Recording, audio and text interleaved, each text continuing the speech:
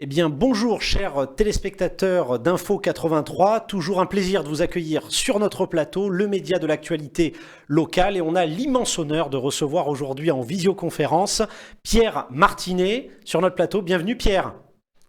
Merci, bonjour.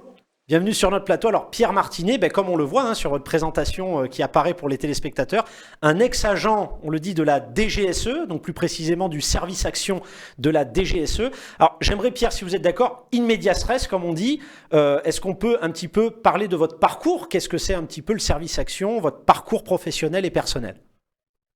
Alors le service action, merci pour cette invitation déjà, je suis très, très heureux d'être à Toulon, ma ville de naissance. Le service action, c'est la branche armée clandestine des services secrets français de la DGSE, hein, que tout le monde, enfin que beaucoup de monde connaissent en France. Et plus particulièrement, donc c'est une branche qui agit clandestinement à l'étranger, essentiellement à l'étranger. Nous sommes tous des militaires, mais on était tous évidemment civils dès qu'on partait en mission. Pour revenir un peu sur mon parcours avant d'intégrer le service action de la DGSE, à 18 ans, quand j'ai quitté un petit village du Var, Pignan, pas très loin de Toulon, je me suis engagé au 3e RPIMA, le 3e régiment parachutiste d'infanterie de marine, basé à Carcassonne, un célèbre régiment qui a appartenu entre autres à Bijar, en Algérie. Et donc ensuite, de fil en aiguille, je me suis intéressé à cette branche très particulière de l'armée française, hein, comment dirais-je, qui est convoitée par beaucoup de militaires français, hein, j'en faisais partie également. Et pour intégrer ce genre de service, il faut avoir déjà un peu d'expérience, il faut avoir déjà, il fallait, hein, aujourd'hui c'est peut-être différent, mais il fallait déjà avoir son parcours militaire bien avancé avec les examens déjà acquis et en poche, avec des particularités, hein, pour certains, plutôt axés sur l'action commando, ou d'autres axés sur le parachutisme, ou l'informatique, la vidéo, etc., etc. Donc, fort de ces qualifications, de ces particularités, on peut faire une demande après au service action de la DGFE. C'est une demande de mutation.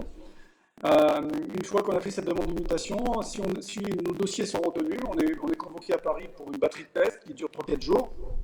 Aujourd'hui, je crois que c'est un peu plus long, car il y a des mises en situation. Et après, ceux qui sont retenus intègrent, une fois une fois que l'enquête de sécurité est bonne, intègrent les 3 centres du service action de la GSE, hein, les commandos spécialisés clandestins qui sont basés dans le sud, les nageurs de combat basés en Bretagne, et les agents clandestins qui sont basés à Orléans, au nord d'Orléans. Écoutez, avant de revenir sur votre parcours, juste Pierre, je crois qu'on a un petit problème de son. Je pense, je sais pas si ça vient de votre appareil, ça grésillait un petit peu. C'est pour nos téléspectateurs. Je sais pas si peut-être. Non, j'entends rien, moi.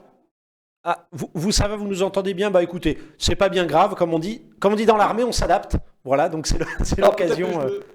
Peut-être que je frottais les mains sur la table, sur le bureau, je vais essayer de ne pas bouger trop. Et non, vous inquiétez pas Pierre, justement c'était l'occasion de rappeler, effectivement, comme vous disiez, on ne peut pas entrer à la DGSE comme ça, souvent c'est fort d'une expérience déjà militaire, d'avoir déjà un parcours effectivement militaire comme vous l'aviez eu, et on l'entend bien avec des spécialités en plus, hein, il y a diverses spécialités je pense qui vont intéresser la DGSE, et j'imagine que bien entendu avec toute cette partie confidentielle, c'est vrai que la DGSE, comme vous disiez, a souvent défrayé la chronique, même à travers des fictions, quand on parle justement. Oui.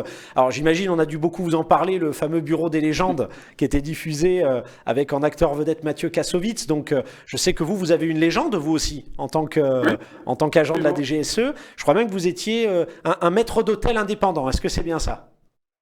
Alors oui, pour monter une légende, il faut choisir un job qu'on va connaître ou qu'on apprend, hein, parce qu'on sera obligé d'apprendre. Il y en a qui étaient œnologues, certains étaient marchands de tapis, certains étaient marchands de meubles anciens, mais il ne faut pas l'être comme ça sur un coup de tête, il faut le choisir, il faut Et l'aimer ça se d'abord, travaille.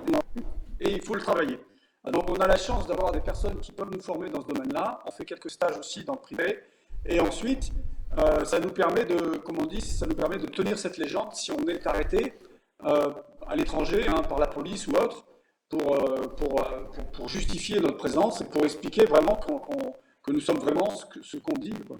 Enfin, moi, j'étais vraiment un maître d'hôtel, j'ai fait des stages, j'ai été dans des hôtels, travailler, je savais comment gérer une salle d'hôtel, etc., etc., quoi.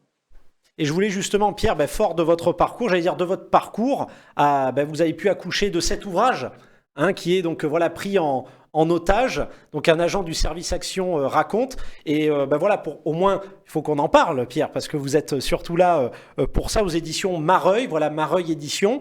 Est-ce qu'on peut dire, Pierre, puisque à travers cet ouvrage, vous partagez, j'allais dire, des pans de votre parcours, Oui, notamment, j'allais dire notamment un épisode quelque part, j'allais dire malheureux, puisque c'était aussi la perte oui. d'un ami à vous qui s'appelle Pierre Marziali. Est-ce qu'on peut dire que cet ouvrage, c'est un peu un livre hommage aussi à votre camarade Pierre Marziali, qui était du 3e RPIMA, je crois aussi, de Carcassonne? Et qui était aussi barois, il était de Bormes-le-Mimosas, le Lavandou exactement. Et donc oui, effectivement, on était ensemble. Là, on n'était plus dans l'armée, on était dans le privé.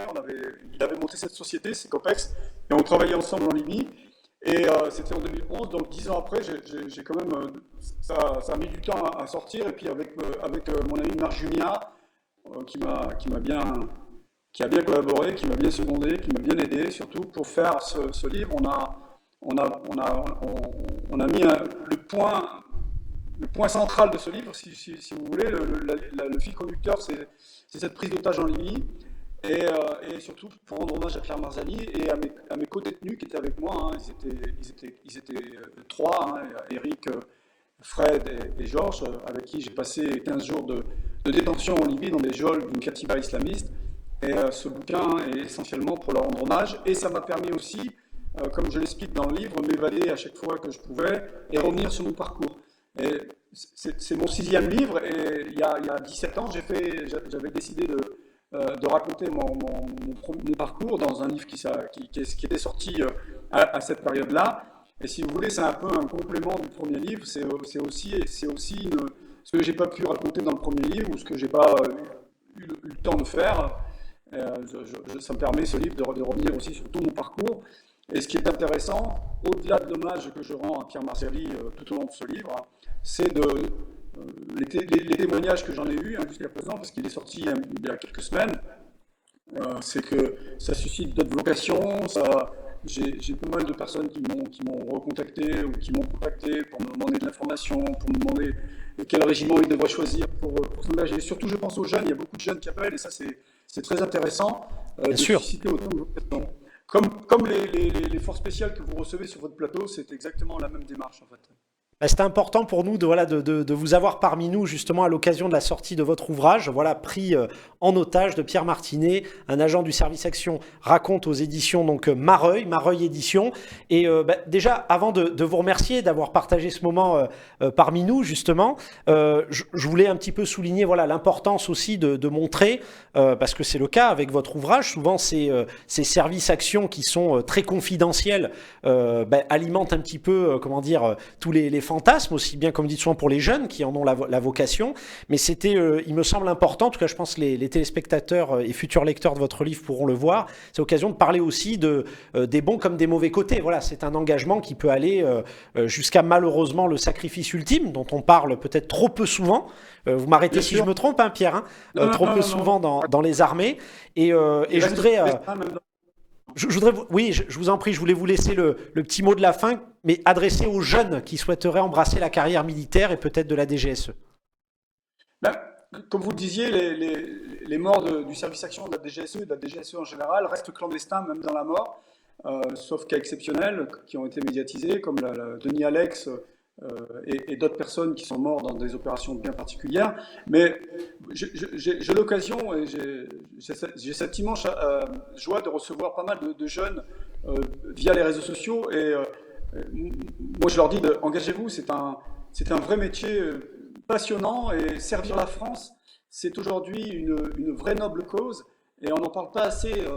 On n'en parle pas assez dans les médias, dans certains médias, je veux dire, mais servir notre pays aujourd'hui, c'est quelque chose de très important. Et engagez-vous, jeunes, vous allez vraiment avoir de l'action, avoir de la camaraderie, de la cohésion, quelque chose qu'on trouve nulle part ailleurs, que j'ai jamais trouvé ailleurs en ayant quitté le service et l'armée depuis quelques années. Eh ben, je pense que ça sera le mot de la fin. C'est un petit peu la devise, je crois, aussi de l'armée de terre qui dit engagez-vous. Donc n'hésitez pas. Merci infiniment d'avoir été parmi C'est nous, moi qui vous remercie. Pierre Martinet, pour justement ce témoignage. On le remontre à nos téléspectateurs, voilà, pris en otage de Pierre Martinet, un agent du service Action raconte. Effectivement, on avait eu le privilège de recevoir un de vos confrères auteurs et militaires qui est Arthur Hoffner, un ancien des commandos Jaubert et qui lui est un auteur comme vous, mais disons qu'il est parti plus sur de la fiction Oui, à travers laquelle il partage aussi son vécu. Mais sachez, voilà, pour les jeunes qui nous regardent, si demain vous souhaitez embrasser une carrière militaire, il est tout à fait possible, fort d'une expérience au sein, je dirais, d'un régiment ou de telle ou telle armée, de pouvoir ensuite basculer vers un autre pan de votre carrière que serait la DGSE. Et n'hésitez pas à lire vraiment cet ouvrage de Pierre Martinet, qui est un témoignage vraiment poignant. Et j'aimerais rappeler aussi qu'il est un livre hommage, voilà, à votre camarade Pierre Marziani, qui est un ancien aussi militaire et qui a malheureusement été assassiné en Libye en 2011. Et on n'en dit pas plus puisque vous le décrivez justement à travers bien votre sûr. récit. Donc encore merci infiniment Pierre d'avoir été parmi nous. C'est moi. Et Merci beaucoup. eh ben écoutez, j'allais aussi remercier nos téléspectateurs. Pensez-y, hein, ça peut être une idée de cadeau aussi pour les fêtes de Noël et de fin d'année. Et ben écoutez, à très bientôt, chers téléspectateurs, sur Info 83.